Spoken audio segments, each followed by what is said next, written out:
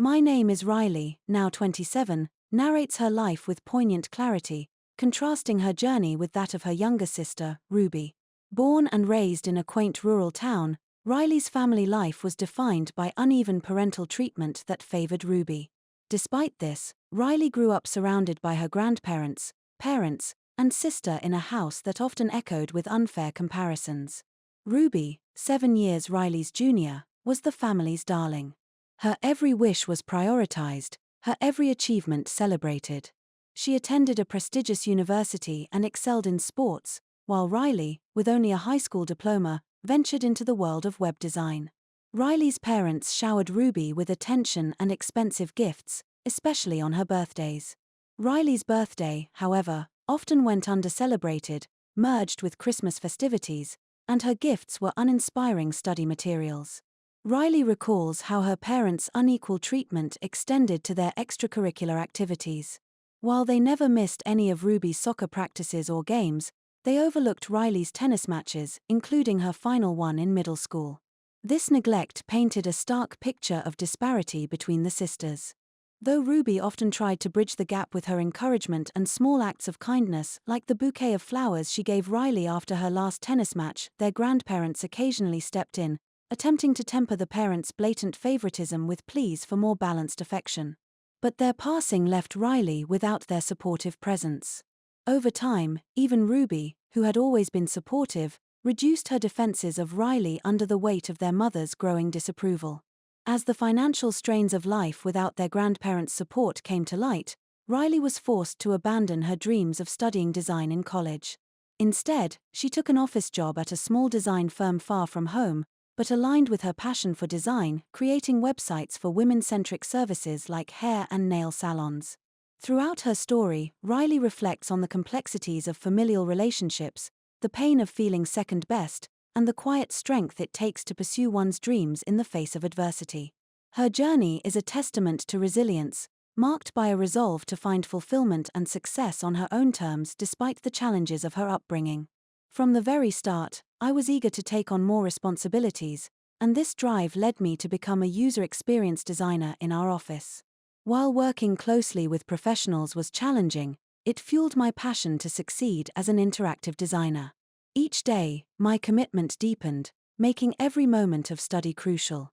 Home became a place I visited less frequently, mainly because it felt like a burden due to my parents' disapproval of my career choice. Instead, I dedicated my free time and holidays to learning through online courses, steadily honing my software skills. This hard work paid off when I officially joined the design team. My enthusiasm did not go unnoticed, and soon I was being recommended helpful resources and making valuable contacts within the industry. 4 years into my career, I was managing my own projects as a full-fledged interactive designer.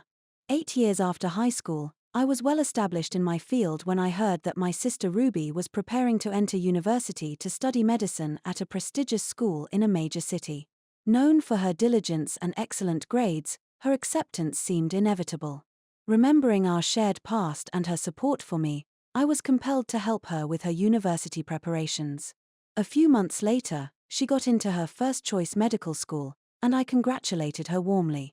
However, she expressed concerns about the suggested donation at her private medical school, which was not mandatory, but implied. Our parents were worried about appearing underprivileged if they didn't contribute. Yet, with the high costs of living and tuition, Ruby planned to work part-time to manage her expenses, even though the demanding nature of medical studies would make this challenging. While I was willing to help, our family finances were tight.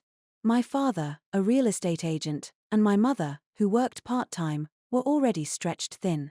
Surprisingly, they suggested Ruby ask me for financial support instead of approaching me directly, a move I found disheartening. Despite this, I chose to support my sister, covering the donation and other fees, allowing her to start her medical school journey living independently near her university. Although she was busy with her studies and our interactions became less frequent and somewhat terse, Ruby occasionally reached out with simple requests like wanting specific items or needing assistance, and I was always ready to help, supporting her in these small ways. I reached a pivotal decision to sever ties with my family. Several months later, Ruby reached out unexpectedly, bombarding me with messages and urging me to respond to her calls. Although I hadn't blocked her, I hesitantly took her call. She urgently inquired if I had managed to cover her tuition fees for the year. I reminded her calmly that I had previously paid the entrance fee and a donation upon her enrollment, but was unaware of the current year's tuition demands. Despite having depleted most of my savings to support her initial costs, I had no information on the subsequent fees. Over the phone, I could sense Ruby grappling for words, realizing the gravity of the situation. The end of that year brought more astonishments. After being explicitly told to stay away from home, they had the audacity to ask me to continue financing Ruby's education. Was it assumed that our parents could afford an out-of-state private university? Or did they perhaps overextend themselves? Ruby mentioned that while our parents had managed her living expenses through other means, they struggled to cover her tuition, thus turning to me for help. The reason I could potentially afford Ruby's tuition stemmed from my progress as a designer at a leading company, where my salary had significantly increased. With minimal personal expenses, my savings had grown robustly. Aware of my career advancement, my parents likely expected me to financially support Ruby's education further. However, the funds they had set aside for her tuition seemed to have been frivolously spent. Despite the ease with which I could have continued assisting, I chose not to yield to Ruby's request. Days later, my parents also demanded tuition payments, but I stood firm in my refusal. Their urgent and reproachful demands only deepened my resolve. I felt increasingly alienated, perceiving no room for me within the family beyond my financial contributions. The persistent disregard for my feelings, coupled with the lack of sincere dialogue or apology, cemented my decision to step back from financially enabling their expectations. I almost considered forgiving her after hearing her message. She pleaded for help with her tuition fees, warning that without my assistance, she'd be expelled. Despite scholarships and part-time jobs, she claimed it wasn't enough. Her message was brimming with self-interest, even suggesting she could mediate with our parents on my behalf if I felt unwelcome at home. After saving those messages in a separate file, I deleted everything else from my phone, sent her a final message, and blocked her number. Family or not, I couldn't tolerate her condescending tone. I completely severed ties with my family, ushering in a fresh start. From a relative, I learned that Ruby managed to scrape together her second year's tuition through scholarships and loans from other relatives. Yet with no further support for living expenses, she found herself overwhelmed by the workload of her studies combined with part-time work, eventually dropping out of university 2 months later. Previously, I had supported both her tuition and our family financially, but I ceased all support last year. Now struggling without my financial aid, my parents were forced to take Ruby back home. Despite her academic potential, the lack of funds made further education impossible. Instead, she retreated into video games, her frustrations often erupting at night. By chance, I saw my parents once. They looked worn and defeated. Neighbors, feeling awkward, rarely spoke to them. My father, stressed, committed an indiscretion on his commute and was detained by fellow passengers. He avoided charges through a settlement but had to resign from his job, adding to the family's financial strain. My mother tried to find work but found it challenging with her limited experience. The relatives who once relayed messages from my parents grew tired of their demanding tone and eventually told me not to worry, that they'd handle things. I've since moved on, focusing on building a career in design. I've been selected for a major project that promises to elevate my professional reputation. Motivated by this opportunity, I'm also preparing to take university entrance exams and considering studying business management. As I face these new challenges, I'm filled with excitement for what the future holds. Meanwhile, back home, without any community support, my father and Ruby's situation seems increasingly dire. I hope to make her challenging journey a bit easier. Ruby and I have always had a complex relationship, shaped largely by our parents' contrasting expectations of us. Although we sometimes shared meals, Ruby remained distant, often absorbed in her smartphone rather than engaging in conversation. Despite my efforts to connect, Ruby consistently reminded me how challenging her studies were, leaving me feeling perplexed and somewhat alienated. As her demeanor grew colder, our interactions felt increasingly forced. Attempting to lighten the mood, I mentioned our parents in a cheerful tone, suggesting they favored her achievements over mine. Ruby's response was sharp and dismissive. She argued that her path as a medical student was incomparably more significant than my career as a designer, which she claimed required no formal qualifications. Her words stung. She insinuated that anyone could learn design online, diminishing the effort I put into my craft daily. Her critical tone escalated as she echoed our parents' harsh comparisons. They praised her potential as a future doctor while dismissing my choices, not even recognizing the dedication involved in my work. This long-standing disparity in their support had ingrained a sense of superiority in Ruby, which she didn't hesitate to express. Feeling overwhelmed by her harsh words and our parents' evident favoritism, I found myself speechless and disheartened. Ruby, misinterpreting my silence for tears, gave a brief, condescending smile and left the table. Living on her own and surrounded by peers who never witnessed her earlier life, Ruby seemed to fully embrace the praise she received at university.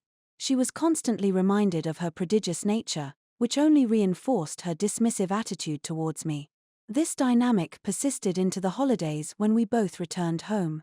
Despite her busy schedule, Ruby hadn't visited since starting university, and upon our return, our parents' focus was entirely on her, leaving me feeling more overlooked than ever. When we got back home, the dining table was overflowing with delights such as steak and pizza, a festive welcome for Ruby. That evening, a diverse crowd of neighbors, family, and Ruby's schoolmates from town assembled to celebrate. Ruby, visibly thrilled by the ambience, started to boast quite loudly. "Mom always says I should visit more often, but you know, my university is highly regarded, especially the medical program. It's incredibly challenging with all our group projects. It's not like I can just take off whenever to chill at home. There's always something happening, and everyone reaches out to me, which can be quite overwhelming." I excused myself under the pretense of cooking, retreating to the kitchen. However, Ruby's loud voice carried through, narrating her academic exploits to anyone who would listen. This might have seemed acceptable to family, but to neighbors and peers, it likely came across as off-putting. Trying to shift the focus, during a pause, an elderly neighbor directed the conversation towards me, asking about my career in design. However, Ruby and my parents jointly dismissed my efforts, making hurtful comparisons. "She's trying her best, but frankly, she's not like her sister," they said, undermining my decision to forego college for a design career, a path distinctly different from Ruby's.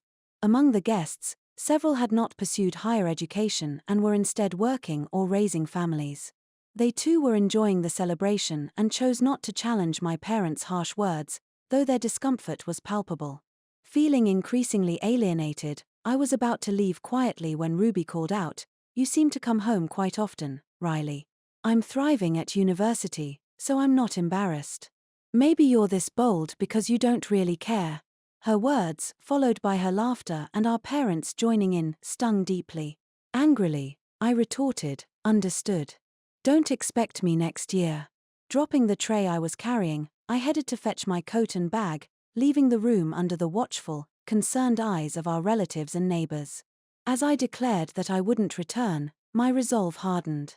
Exiting the house, I felt nothing but indifference towards Ruby and my parents, their dismissive waves echoing in my mind as I walked away. "Don't come back," they seemed to say cheerfully. On my way to the station, I fought to keep my anger in check. Returning home had always been emotionally taxing, especially as I pursued my dream of becoming an interactive designer.